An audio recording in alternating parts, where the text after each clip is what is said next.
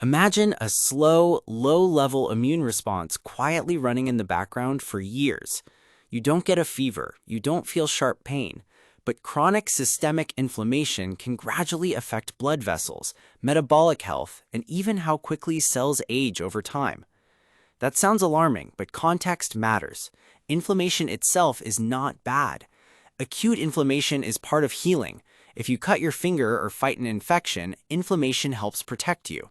The concern is when the immune system stays slightly activated for too long. And importantly, an occasional treat rarely determines your long-term health.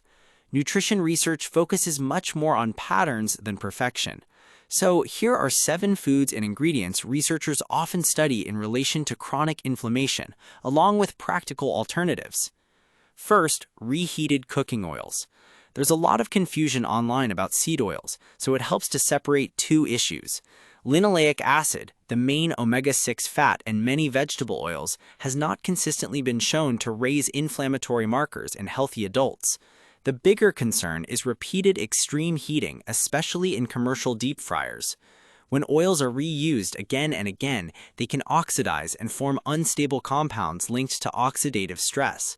That's more relevant to fast food, gas station fried snacks, and heavily fried restaurant foods than occasional home cooking.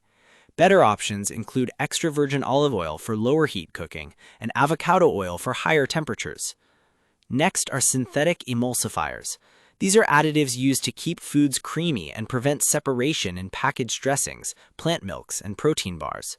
Some research suggests certain emulsifiers may interfere with the gut's protective mucus layer, increasing intestinal permeability. That can allow bacterial fragments to enter circulation and trigger immune responses. This doesn't mean one salad dressing destroys your gut. The issue is repeated exposure within highly processed diets.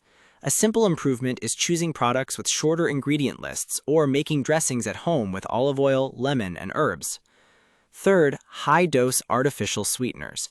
Sweeteners like sucralose and saccharin can help reduce sugar intake, especially short-term, but frequent, heavy consumption may alter the gut microbiome in some people.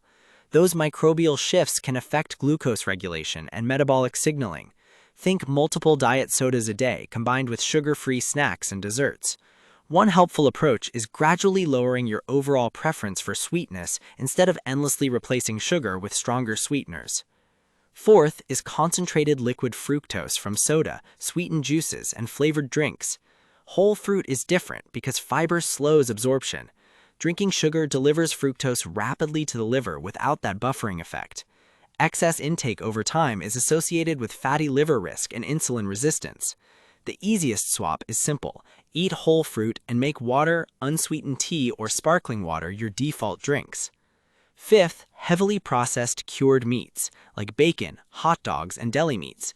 Researchers study these foods because they combine several factors at once, including sodium, preservatives, and compounds formed during high-temperature processing. High intake patterns are consistently linked with higher inflammatory markers. That doesn't mean avoiding meat entirely. It usually means shifting toward less processed proteins like eggs, fish, chicken, beans, or lentils more often. Sixth, refined carbohydrates.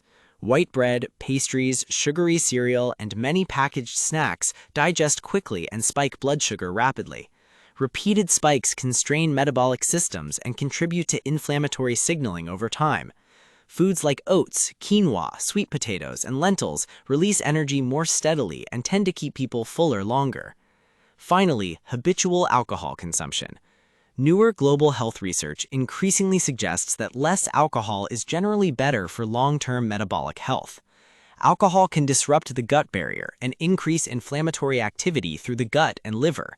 Occasional social drinking is very different from daily intake, and simple swaps like sparkling water or herbal tea can reduce overall exposure. The big takeaway is that health is shaped more by repeated patterns than isolated foods.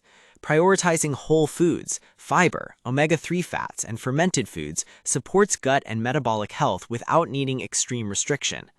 This video is for educational purposes only and is not medical advice. If you have medical conditions or dietary concerns, speak with a qualified healthcare professional or registered dietitian. If you found this helpful, like and subscribe. New videos drop every week.